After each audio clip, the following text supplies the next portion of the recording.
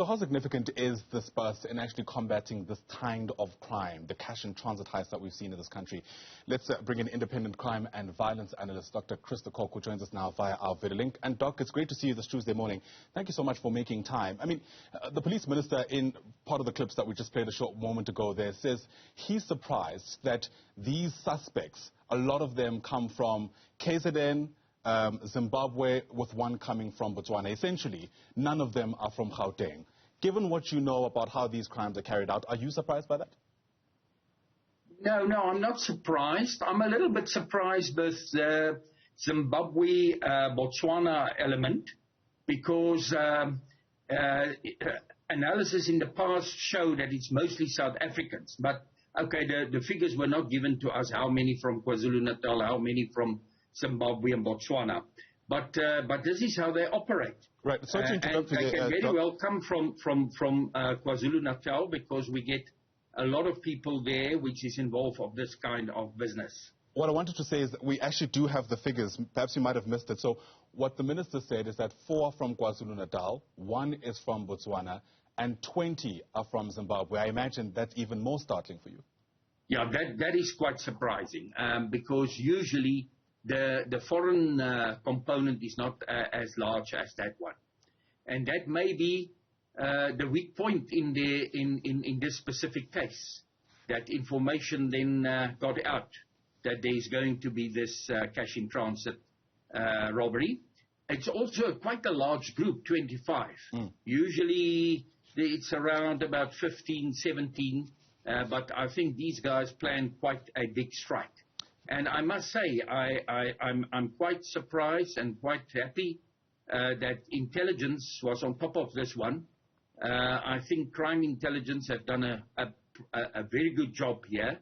And if they can keep this up, we can make a dent on CIT robberies. Right, that's good to hear. In fact, as we speak, Doc, those are live visuals that we are showing to some of our viewers who are with us this morning. And you can see just how much of an active scene it almost feels like it still is, with some of the vehicles that were involved there still being there. And there's great concern, of course, in a context where I understand there's a school in the vicinity. I wonder how much of ordinary learning and teaching will continue as of this morning. But we'll stay with these visuals as we continue our conversation. What was also revealed yesterday in that impromptu briefing from the police minister was that 12 rifles were recovered from the criminals themselves. Again, given what you know about how these crimes are carried out, do you think it's probable that these rifles could have been those that were stolen previously from, for instance, police stations in the past? Well, that's quite possible, because, you know, there were attacks on police stations, and weapons were taken, and including the R4 and R5 rifle. And that is the popular rifle, actually. I've seen on the news that AK-47s were also found here at this specific place. But R4s, R5s are actually the weapon of choice for CIT robberies, because their armor-piercing capabilities is much better than the AK-47. And that must come from either the police or the defense force. Or it was stolen there, or it was lost there. Right, a multiplicity of issues to be addressed. I want to bring up some of the stats that we were given by the police minister just this past Friday, ironically, less than a week ago, where, of course, he spoke about the trends that we're seeing with cash in transit heists. And essentially, this is a provincial breakdown of the cash in transit heists in South Africa. You can see clearly there that most of them in the fourth quarter of last year actually carried out in Gauteng. But what this graph is showing us there, Doc, is the type of cash in transit heist that's being carried out. And that's the bar in the green that's prevalent in Gauteng. And it refers to cross-pavement cash in transit heists. Do you know what that means? Yeah. The cross-pavement transit heist is usually where people carry, the guards carry the cash from the vehicle to the business or the bank, or the other way around, from the bank, where they receive the money from the bank or the business, the shop, and then they carry it towards the vehicle. So that is a cross-pavement heist. Now, in the past, usually, and I think we should not look too much at the quarter, because a court is a short time. I'm very happy that the police are releasing these court lists, that's or the minister. But usually it's about half-half. You get a few other methods, but usually it's about half-half. The heists, where a vehicle is stopped on the highway or on the road, on the street, and then the vehicle is blasted open by explosives, and then the cash is taken, the safe is also blasted open.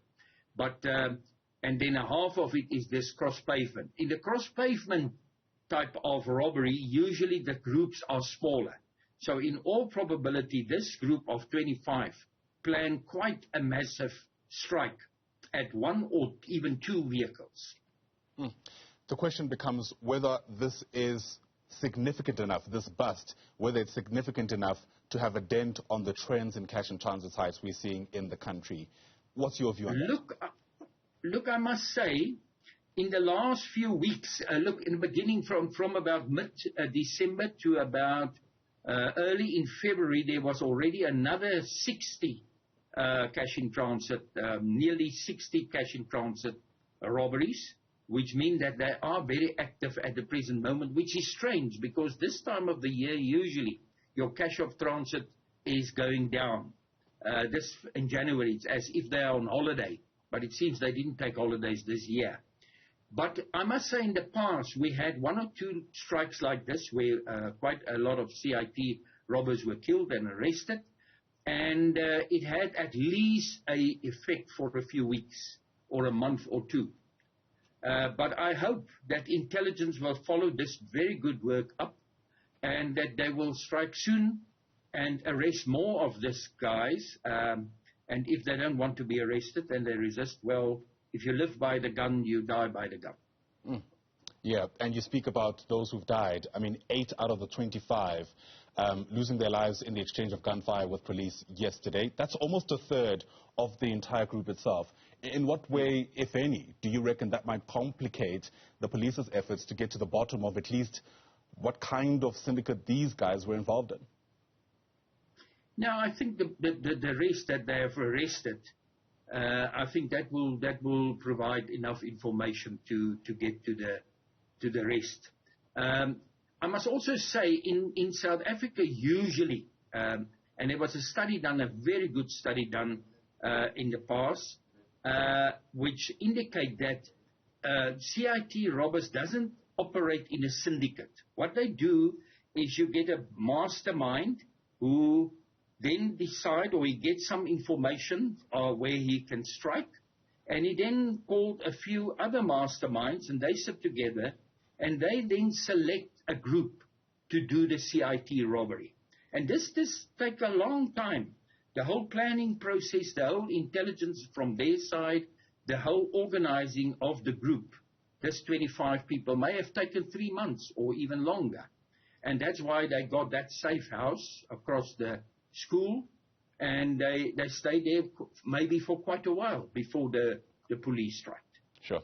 Fascinating indeed. And in fact, it's interesting you speak of a mastermind because police have also come out to say that in this instance, the mastermind is from the lone Botswana suspect. He is apparently the one who planned this entire operation, and now we're gauging from you that perhaps he might have been at that for quite some time. Thank you so much for your insight. Really do appreciate it on this Tuesday morning.